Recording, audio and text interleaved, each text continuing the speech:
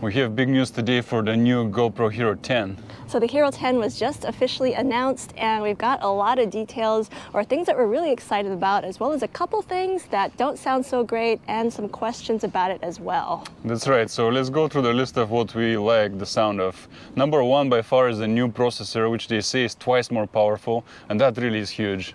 So this is the new GP2 processor, and this is the first time that GoPro has updated the processor since the GoPro Hero 6, so it's a much needed change.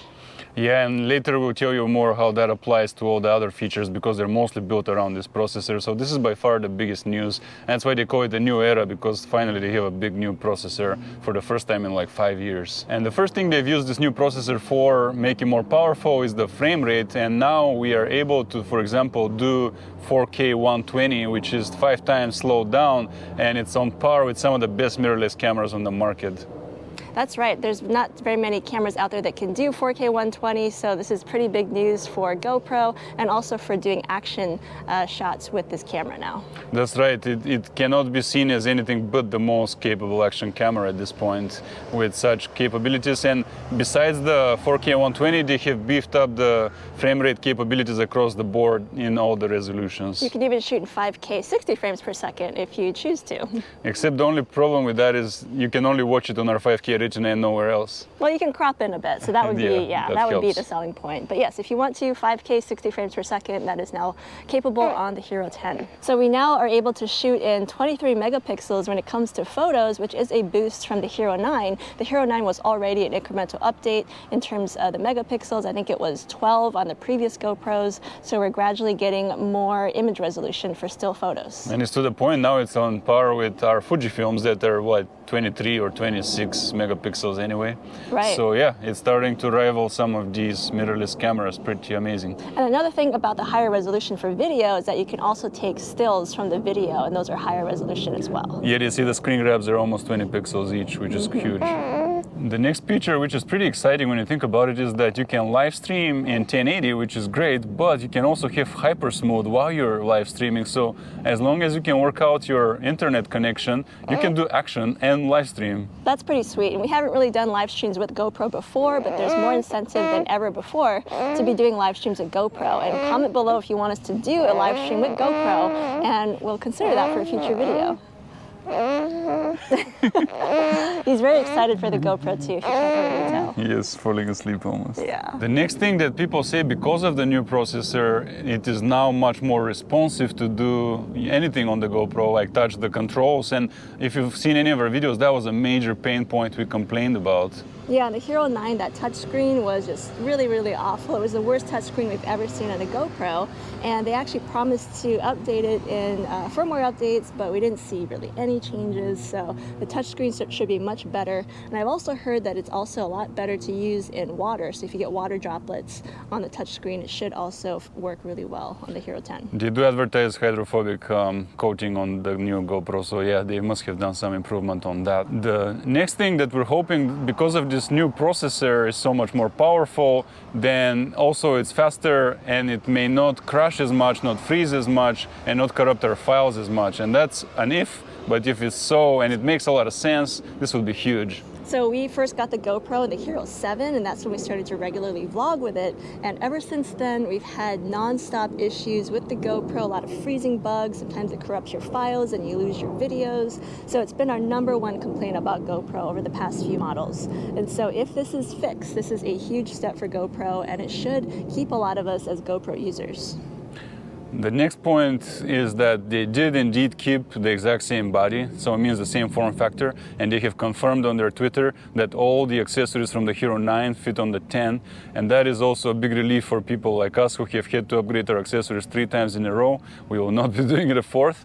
And if you look back, the last 3 points we mentioned are actually the top things that we mentioned that we want out of the new GoPro. So I really think this new GoPro checks the box when it comes to us, at least. So when it comes to of those accessories that are compatible, we're talking mainly about that media mod. So the Hero 9 media mod is different from the Hero 8 media mod, but that should still work with the Hero 10, and also the max lens mod. And I'm also guessing that the filters, the lens filters, should be the same size. So, because those have all been different over the past 3 GoPro models, so we shouldn't have to upgrade any of those for the Hero 10. Yeah, so that is great. And if you go and see our video, everything we wished for is almost here. So the rest of our list are things that are nice that they made, but we're already quite satisfied actually with this list. So another bonus feature is that we're finally going to get Hypersmooth 4.0, which is the 4th iteration of Hypersmooth, which first debuted on the Hero 7. And so now it looks like more than ever, you really don't need a gimbal. Like the footage coming out of this GoPro Hero 10 looks buttery smooth, and it should be really, really good whether you're doing action videos or vlogging. I did see some comparisons, and it does look less bouncy when you're walking. It's pretty much rock solid. Even though we already thought so about the previous versions, they keep improving it, and that's commendable because it's really, really good. It's the one camera you can just carry around and do everything with, and it will look just fine. They also claim that they have improved the image quality. That is rather disputed online right now. Some people claim it's very minor. Some people can't see it at all. Some people say they do see it. Sounds like the typical debate of like, is it better? I don't know. I think it also depends on what kind of device you're looking at the footage on, so keep that in mind. But I'm going to guess that it is probably a little bit better, maybe not drastically better, but we should see some image quality improvement for sure. So once we get it and test it out, we'll be able to tell you for sure what our verdict is. But for now, we just have to take what others have said. And more to that, they also say that the low light performance is improved, which is something we very much wished for. And how much is improved, again, remains to be seen. Yeah, from the footage I've seen so far, it doesn't look that much better, like a little bit better, but it's not a huge change. So it sounds like this is still not going to be the optimal low light performance action camera, but we'll see. We'll do plenty of testing with it once we get it in our hands. And one thing I did notice was definitely improved was how stable it is in low light, because Hypersmooth was just useless or simply off when it was low light. But from what I saw today, that's no longer the case, which is actually quite a bit of a boost. Yeah, that's good. But I did see that there is quite a bit of image noise or grain in the frame when it comes to low lighting. So I think that's going to be hard to totally get away from. But good that we finally have some Hypersmooth stabilization in low light shooting. Yeah, soon we will perform the testing and tell you exactly what we're seeing. I scrutinized the rest of the features, and the only one that stands out that they're telling us and we didn't have before, as far as usability goes, it's what they call duration capture, which means that you can tell it ahead of time how long you want your clips to be, which reminds me of that Insta Go 2. Yeah, so we have the Insta360 Go 2. We did a little video about it. And the thing with that Insta360 is that because its compatibility, or because of its storage size as a built-in memory card, and because of its battery life, you're meant to do kind of shorter clips with it. So like little 30-second clips throughout your day. So it looks like GoPro is incorporating some of that in the new Hero 10, which should be really nice in terms of just getting little clips here and there so that you don't ramble on for 10 plus minutes. And just for the sake of visuals and keeping them consistent, it will make your post-production easier this way. Yeah, for sure. And so I can think of a variety of ways you can get creative with this feature, so I like that they've added it. And the last feature which I'm seeing that stands out a lot, and we actually really like this one, is that it says if you have your subscription to GoPro, it says that if you have your subscription for GoPro, it will allow you to automatically back up your footage on the cloud and for no extra cost, which is huge because we have so much GoPro footage that we're always wondering where to back up. Yeah, the only question with that is how fast is it and how efficient is it going to be, because I know a lot of us are shooting, 5-10 minute plus videos on our GoPro, and if you're shooting in 4K, 5K, that's really high resolution. So you have to wonder about how fast that's going to be, but it's nice that that's an option to upload your footage to the GoPro cloud. Yeah, this will be a game changer for us, especially for the sake of media management. We have had constant issues trying to store our GoPro and back up our GoPro footage. And if it does it automatically for us while it's charging on your computer, that is a huge win. So we have all these upgrades. What is the downside? I think the biggest downside for everybody is the price. So GoPro has been gradually increasing in price. It went up with the Hero 9, and now with the Hero 10, it's over $500 if you're gonna buy it straight up. But you do get a $100 discount if you sign up for the GoPro Plus subscription. It might be even more. I think it's $550 down to $400. So they're discounting. They're discounting $150 if you get the subscription. And the subscription is what, $100? It's $50 per year, or I think $5 per month. So you can go monthly or annual. And so we bought the subscription last year to get our discount on the GoPro, and you still get that discount even with the Hero 10. You get a discount on both the GoPro and a bunch of accessories, and you get that unlimited cloud storage backup. So there are a lot of perks for getting it. And at this point, I think GoPro's going all in and being like, if you're going to be a GoPro fan and keep buying our products, then you really want that subscription. And if indeed it costs $50, but it gives you $150 off your GoPro and it gives you free cloud, that's a huge win. Yeah. So you'd be foolish to not get it. Kind of a no-brainer. There is another downside to this upgrade, and that is that when they added the bigger processor that is more powerful, it now still uses the same battery, which means this battery is very likely to last shorter time, and people have reported that indeed. Yeah, that's one downside to having the Hero 9 battery be compatible with the Hero 10, is that it's still the same capacity, but now it has to, serve a GoPro that is demanding a lot more power from it. So it does sound like that you want to stock up on multiple GoPro batteries, which is yet another reason to have that subscription, because if you have the GoPro subscription, you can get the battery plus the charger at a discount. So definitely stock up on batteries if you're going to get this Hero 10. Okay, now there are a few things that we want to mention that we didn't get answers for so far that are interesting to us. The first big question is really how much more improved are the image quality and the low light performance. We haven't seen that conclusive of testing, and we need to get it with our hands and test on our own, because that's a big question. Yeah, it looks again like there's incremental upgrades to the image quality, but nothing super drastic. So a lot of people are concluding that if image quality is your number one thing that you want at a GoPro and you already have the Hero 9, you may not want to upgrade to the Hero 10 if it's solely based on image quality alone.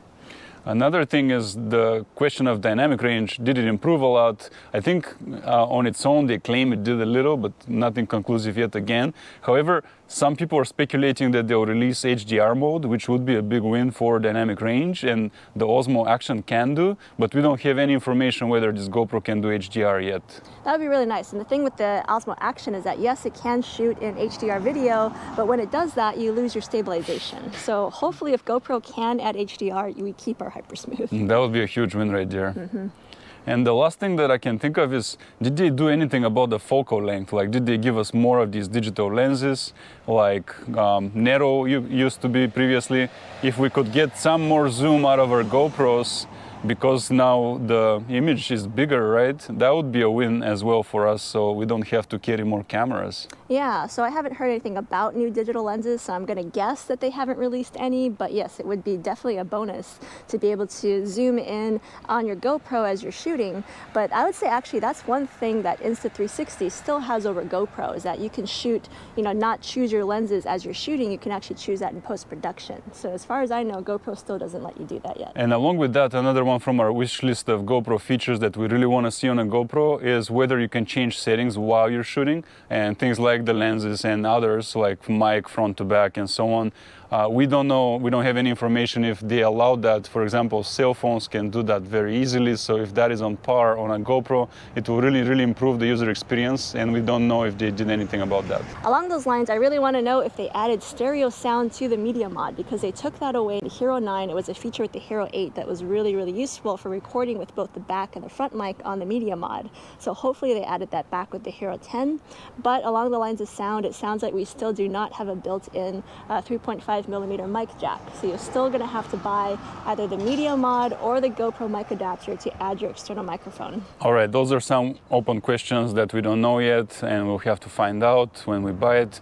And now, for a conclusion here, what do you think of this release? It's hard to say. I mean, I would say that there's been, again, some incremental updates in terms of, image quality. So if that's your number one thing, then you may not want to upgrade. But I would say that that processor is a really big thing, and that we should finally have less bugs, which is probably, again, our number one problem with the GoPro for the past few releases. That's right. So I think that this release actually is what we needed, because it may address the bugs with the bigger processor, the freezing, the corruption, and the usability issues that we have been suffering from, and it keeps the form factor the same. So actually the biggest pain points in using a GoPro are addressed, and this is what we really wanted. We didn't want bells and whistles, we didn't want bigger resolutions and all that. We just wanted the pain points covered, and if that is so, this is a huge win for us. The only problem again is that price going up. So for some of you that may, be unaffordable at this point to be $500+ for a GoPro, that's pretty expensive. That really, starts to compete with smaller kind of point and shoot cameras. So that might be, a reason for some of you not to upgrade. But for us, we're definitely going to be upgrading. Already placed a pre-order, so we're going to be getting it, as soon as we can, and we'll be doing lots of testing with it. And along those lines, there will be a pretty big firmware update coming out on November 15th, I think, of this year. So that should, fix a lot of those bugs, hopefully, if they exist. But at the very least, it's going to provide some compatibility with the Max Lens mod. So until then, you cannot use the Max Lens mod with the Hero 10. So stay tuned. We're going to get this camera and tell you everything about it like we do with all other ones, and we will compare it to previous releases, to competitors, and so on, and show you how we use it and extend it. So hit subscribe, and we'll see you in the next video.